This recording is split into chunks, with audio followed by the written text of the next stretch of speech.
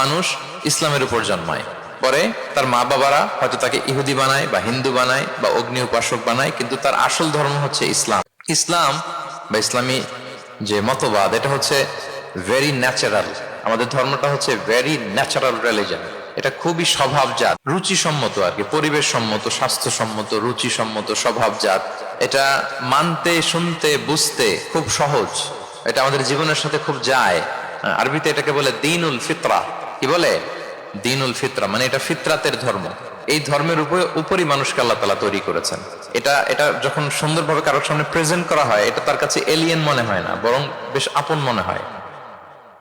এর কারণ হচ্ছে রুহের জগতে আমরা এরকম একটা কনফারেন্সে জয়েন করেছিলাম।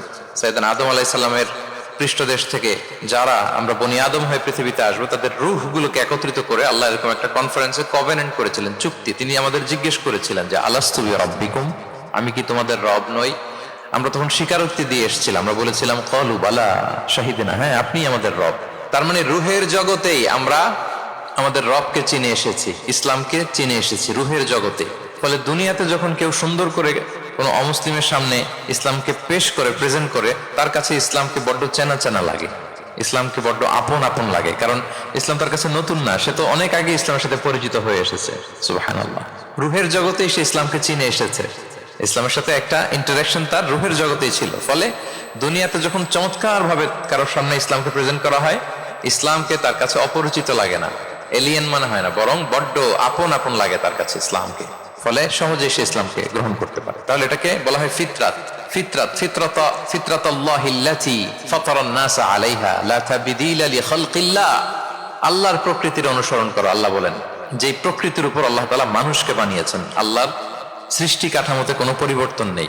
তাহলে সবাই এই ফিতরাত ইসলামের উপরই জন্মায়।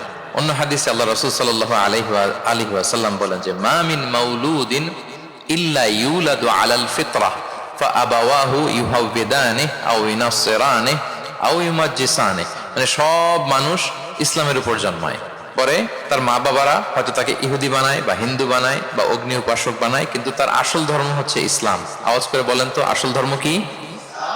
আসল ধর্ম ইসলাম। সে ফিতরাতের উপর জন্মগ্রহণ করেছে, এমনিতেই বাই ডিফল্ট তার মনটা ইসলামের দিকে টানে। এই পৃথিবীতে যা কিছু ভালো, যা কিছু কল্যাণকর, যা কিছু আমাদের সাথে খাপ খায়, সুইট করে, সহজে সুইটেবল হয়, এটাই ফিতরাত। এটাই কি? ফিতরাত। তো সব মানুষ ফিতরাতের উপর জন্মেছে, ইসলামের উপর জন্মেছে।